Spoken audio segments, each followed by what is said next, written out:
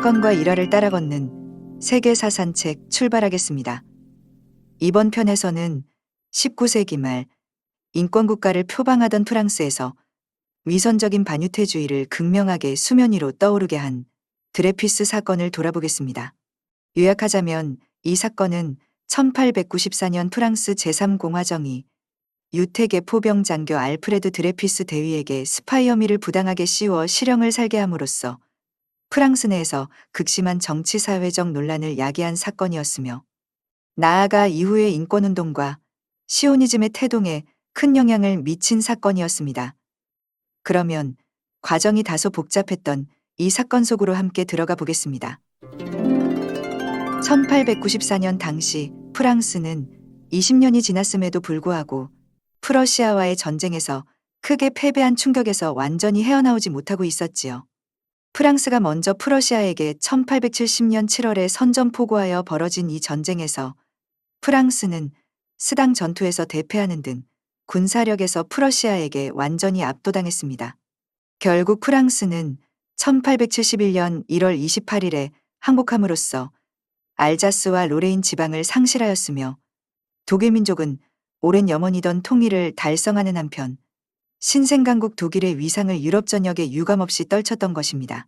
특히 프러시아는 프랑스가 항복하기도 전인 1월 18일 파리 근교의 베르사유 궁전에서 독일 제국의 성립을 선포하고, 이어서 파리 개선문 앞에서 승리의 열병식을 벌임으로써 프랑스의 자존심을 여지없이 짓밟았지요.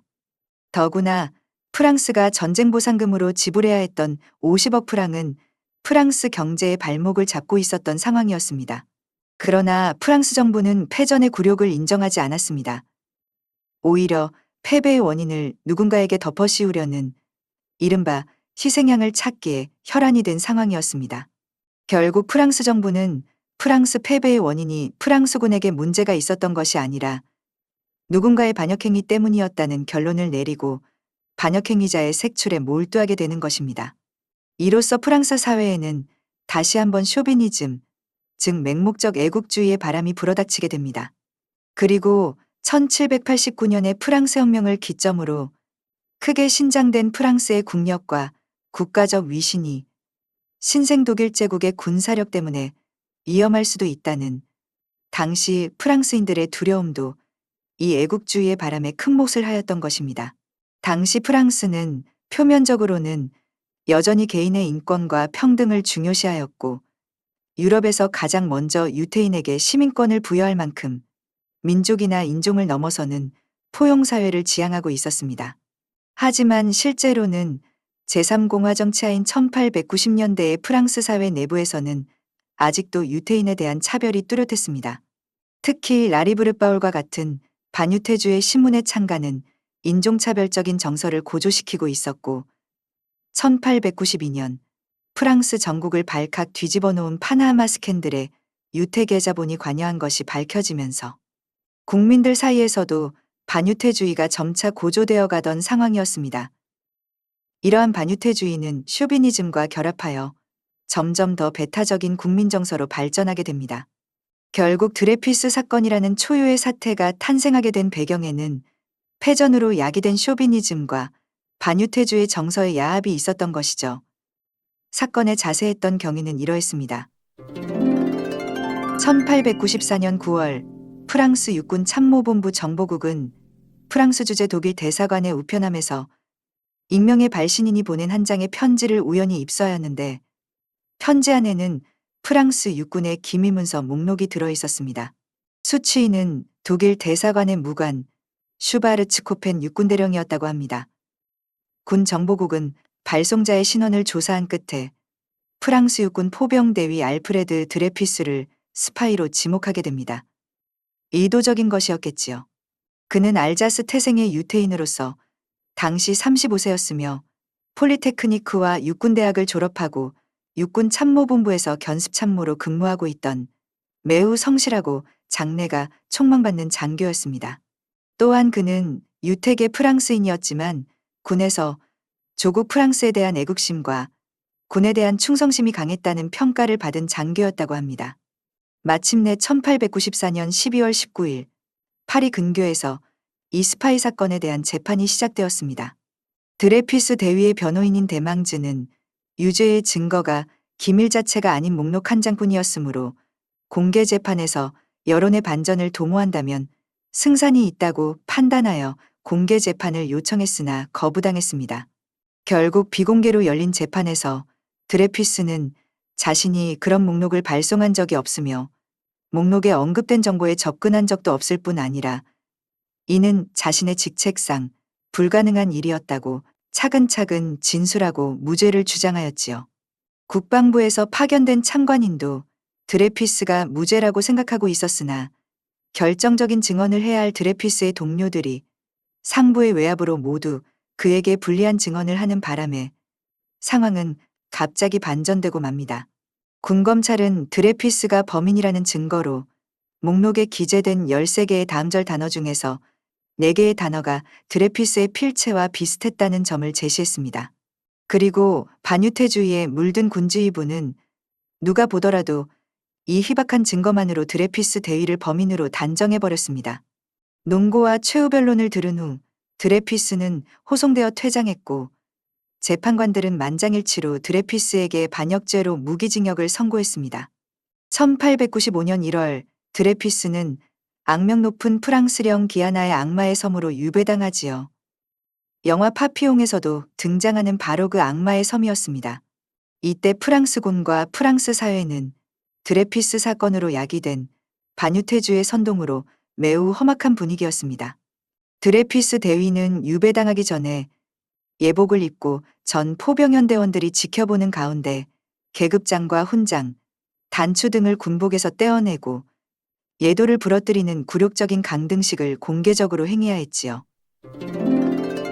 드레피스는 악마의 섬에서 24시간 내내 감시를 받았고 밤에는 2발의 겹으로 쇠사슬을 차야 했으며 적도의 무더위 속에서 짐승만도 못한 혹독한 대우를 받아야 했습니다. 드레피스의 아내 루시와 형 마티에는 드레피스의 무죄 석방을 위해 백방으로 노력했으나 허사였지요. 그렇게 형무소에서 병들어 죽는 것으로 드레피스의 운명이 정해졌다고 모두 생각한 순간 한 줄기 진실의 빛이 찾아들었습니다. 사건 2년 후 정보국에 근무하던 조르주 피카르 중령이 우연히 당시의 문건을 열람하고 방첩과에서 실무자로 근무하고 있던 헝가리 태생의 에스테르하지 소령의 필체가 목록의 필체와 똑같다는 것을 발견한 것입니다. 피카르 중령은 이를 상관인 공스 장군에 보고하고 재심을 청원하지만 피카르 중령은 오히려 쓸데없는 짓을 한다는 질책을 들어야 했으며 결국 몇 달 후 식민지 근무로 좌천되고 맙니다. 그리고 에스테르하지 소령은 일단 체포되었다가 몇 달 뒤 비밀리에 석방되어 영국으로 보내졌습니다. 군 지휘부에서 대놓고 진실을 은폐하려고 한 것이지요. 그러나 이 사건은 워낙 큰 이슈였던 탓에 소문이 안 날 리가 없었습니다. 또 피카르 중령은 잘 알고 지내던 변호사를 통해 자신이 알아낸 사실을 알리기도 했다고 합니다. 이 사실은 곧 포기하지 않고 동생의 무죄 석방을 위해 노력하고 있던 형 마티웨에게도 알려지게 됩니다.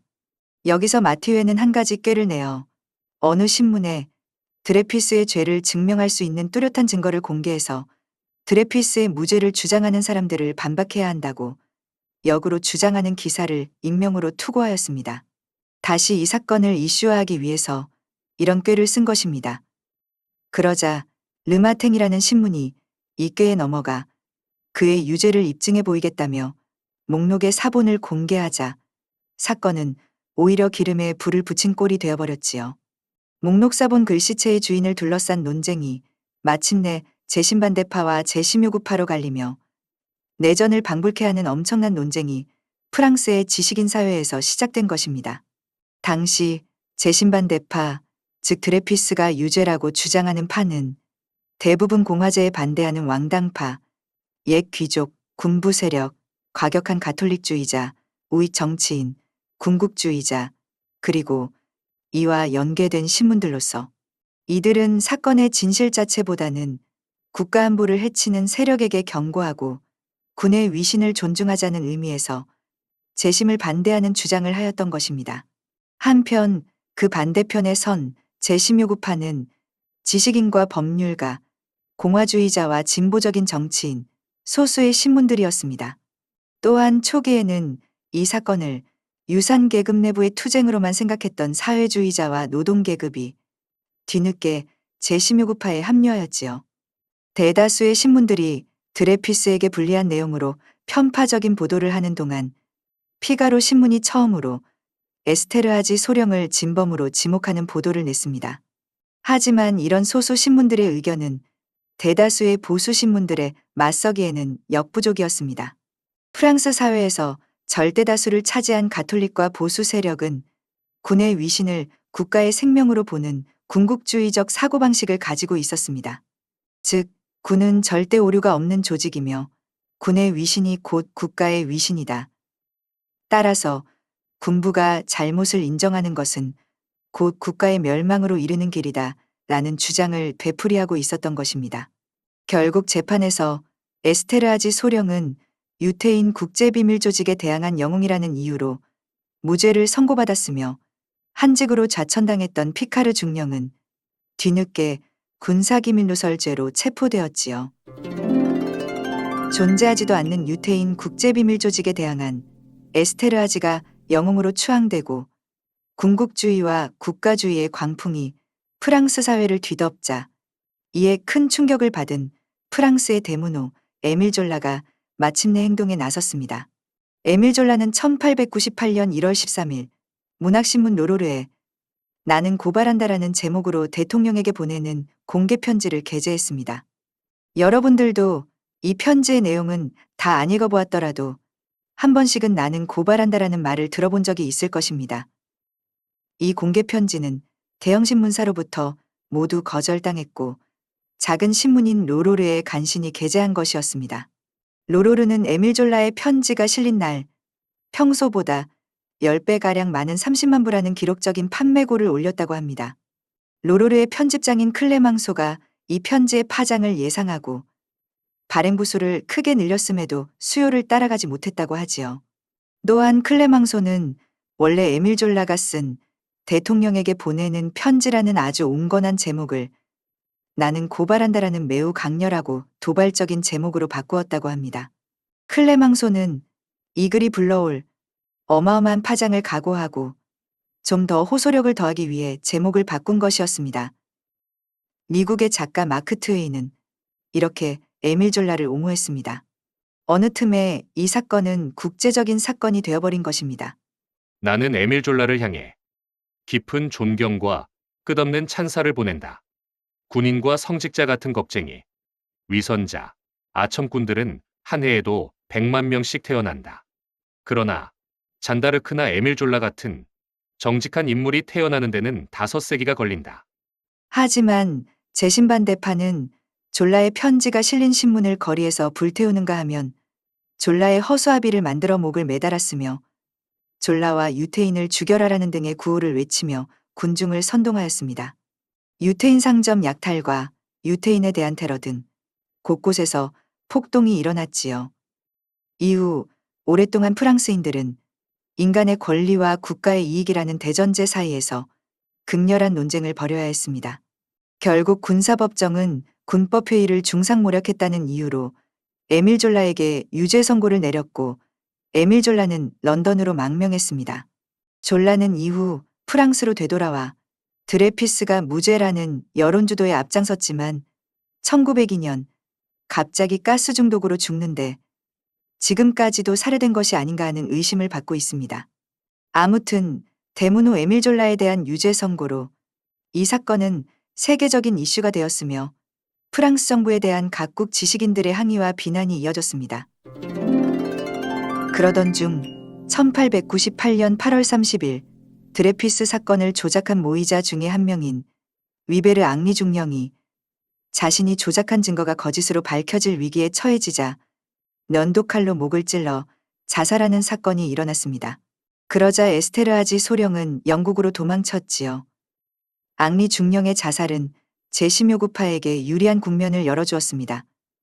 군의 명예와 국가주의를 부르짖었던 가톨릭계의 재신반대파들은 거센 제심요구에 다시 부딪히게 되었습니다. 마침내 드레피스 사건에 대한 고등법원의 재심이 1899년 6월 3일에 열렸습니다.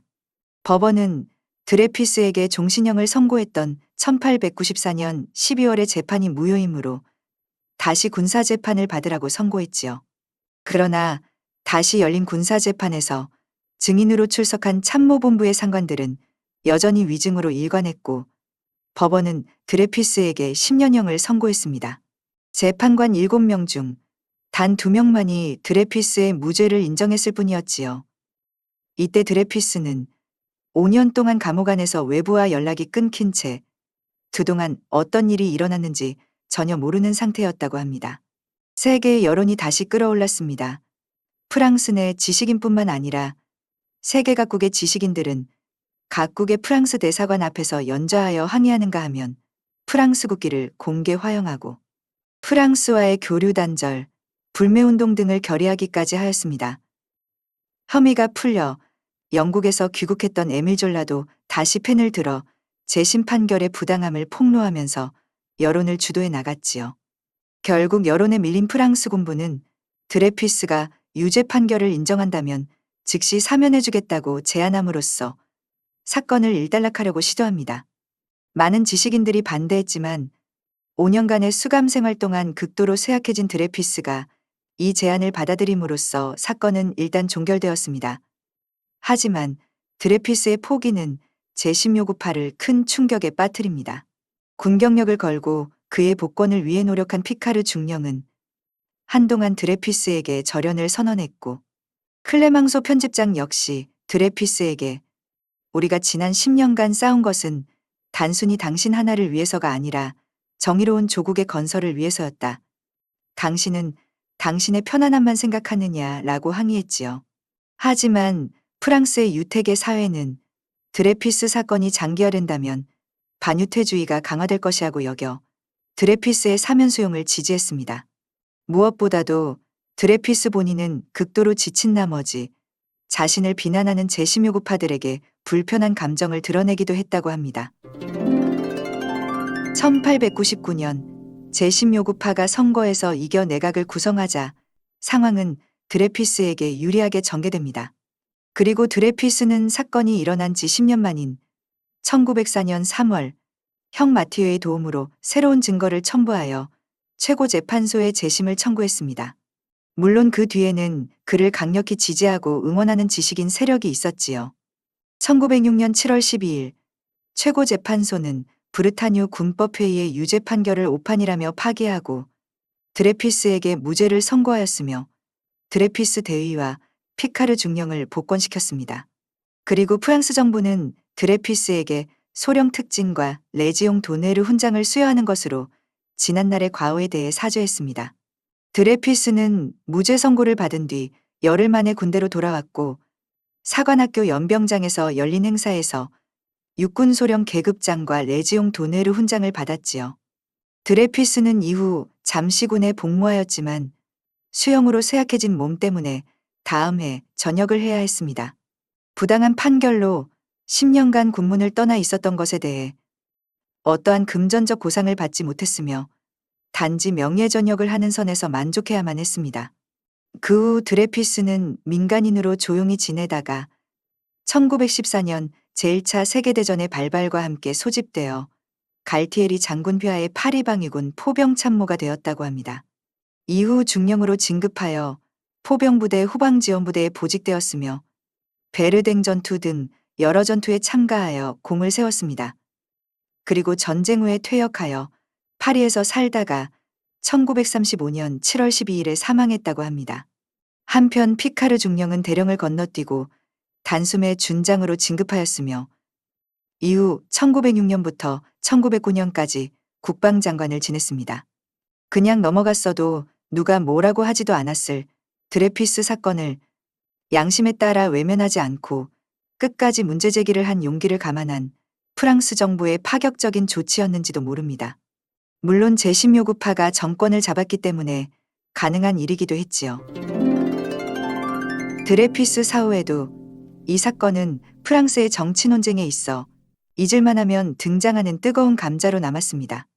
일단 드레피스 본인은 연이은 재심 끝에 무죄를 선고받았지만 유태인 차별이 불러낸 사법농단과 유태인의 압력에 굴복하여 간첩을 무죄 방면했다는 상반되는 두 주장이 끝없이 충돌했기 때문입니다.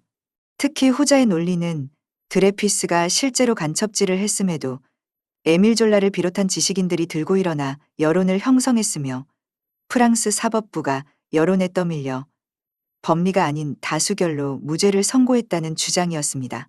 그러다 보니 드레피스 사건은 프랑스에서 끝이 안 나는 답없는 논쟁의 대명사가 되었고 관련된 신조어가 생기기도 했지요. 또한 드레피스의 복권은 프랑스에서 반유태주의가 강화되는 결과를 낳았습니다. 드레피스가 복권된 것을 본 프랑스 우파는 강력한 유태인 비밀 조직이 드레피스를 후원했기 때문에 그가 무죄 판결을 받았다고 여겨 프랑스 사회에 암약하고 있는 유태인들의 음모를 발본색원해야 한다고 여긴 것입니다. 쉽게 말해 드레피스는 무죄가 아닌데 여론과 유태인들의 압박에 못 이겨 사법부가 죄가 있음에도 어쩔 수 없이 무죄를 선고했다는 주장이었습니다. 이후 프랑스 우파는 제2차 세계대전 당시 히틀러의 점령 아래 수립된 친독일 비시교의 레정권 수립에 적극 가담하여 프랑스 내의 유태인 색출과 학살에 협조했습니다. 한편 에스테르하지는 자신에 대한 유죄 판결이 나왔을 때 이미 변장 후 브리셀을 거쳐 영국으로 도주한 뒤였으며 1932년까지 반유태주의 글을 신문에 기고하는 등 편안한 삶을 누렸다고 합니다. 결국 해묵은 논쟁은 프랑스 군부의 항복으로 완전한 끝을 맺습니다. 1995년 드레피스 사건 후 100년 만에 처음으로 프랑스 육군은 드레피스 대위가 무죄라는 사실을 공식 인정했고 자크 시라크 대통령이 이를 공식적으로 추인한 것입니다. 1906년 당시에도 대법원에 의해 드레피스가 복권되기는 했지만 당시 프랑스군은 군법회의가 음모와 조작에 의해 판결을 내렸다는 사실을 인정하지 않았습니다. 그저 법원에서 무죄라고 했으니 무죄 취급을 할 뿐이라고 주장하고 있었던 것입니다. 이 사건은 흔히 19세기 반유태주의의 전형을 보여주는 사건으로 평가받지만 모순되게도 드레피스 자신은 자신이 유태인이라고 말한 적이 단 한 번도 없었다고 합니다. 당시 서유럽에서는 유태인과 비유태인의 구분이 매우 어려웠는데 많은 유태인들이 긴 세월을 거치는 동안 문화적, 혈연적으로 서유럽 사람들에게 거의 동화되어 유태인으로서의 정체성을 상실하였기 때문인 것으로 보입니다. 유태인을 구분하고 차별하는 동유럽인과 러시아인을 비웃거나 인종차별에 분노하는 것이 당시 서유럽의 풍토였습니다. 그랬기 때문에 드레피스도 자신이 유태인이라는 인식 자체를 갖지 않았던 것인데 정작 유태인이 간첩이라는 소문이 돌자마자 전 프랑스에서 반유태주의의 광풍이 일었던 것입니다. 프랑스 혁명 이후 인권과 평등을 외치면서 전 유럽에서 가장 유태인에게 관대했던 프랑스가 유태인이라는 이유만으로 한 개인의 인권을 완전히 말살하고 유태인 전체를 잠재적인 반국가 집단으로 낙인 찍는 야만적 행태를 보인 것은 엄청난 후폭풍을 야기하였습니다.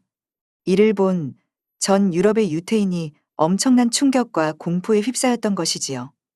유태계 인사들은 이 사건 이전부터 유태인들이 주류 사회에 동화되지 않고 스스로 폐쇄적인 모습을 보이는 것이 사회에서 차별받는 이유라고 결론을 내리고 있었습니다. 이 때문에 많은 유태인들이 유태교를 버리고 기독교로 개종하거나 아예 종교에 연연하지 않는 삶을 통해서 유태인의 정체성을 잊고 스스로를 독일인 혹은 오스트리아인으로 규정 지으면서 사회에 동화되기 시작하고 있었던 것입니다. 하지만 유태인들은 드레피스 사건을 통해 자신들이 비유태인 사회에 동화되기 위해 아무리 노력하더라도 유태인이라는 낙인을 지울 수 없다는 자괴감에 빠져들었고 이런 방식으로 주류 사회에 동화되느니 차라리 유태인의 정체성을 살려서 유태인끼리 모여 사는 것이 낫겠다는 생각을 하기 시작한 것입니다. 마침 이 사건을 취재하던 유태인 기자인 테오도르 헤르츠도 이와 같은 유태인의 현실의 환멸을 느낀 사람 중에 한 사람이었습니다. 그는 앞장서서 독자적인 유태인 국가 건설의 필요성을 주장하기 시작했으며 전 유럽의 많은 유태인들이 여기에 동조하면서 시오니즘 운동, 즉 팔레스타인 지역의 유태인 국가 건설을 목표로 하는 민족주의 운동이 시작되었습니다. 그 결과 헤르츠의 주도로 1897년 스위스의 바젤에서 제1회 시오니즘 세계대회가 개최되면서 본격적으로 유태인 국가 건설 작업이 시작되었지요. 그리고는 마침내 1948년 유태인 국가인 이스라엘 건국에 성공하는 결실을 맺은 것입니다. 이상으로 프랑스의 위선적인 반유태주의를 극명하게 수면 위로 떠오르게 하였으나 오히려 이를 계기로 시오니즘의 태동과 유태국가 건설에 큰 영향을 미친 세계의 드레피스 사건을 돌아보았습니다. 긴 시간 시청에 수고하셨습니다. 마치겠습니다.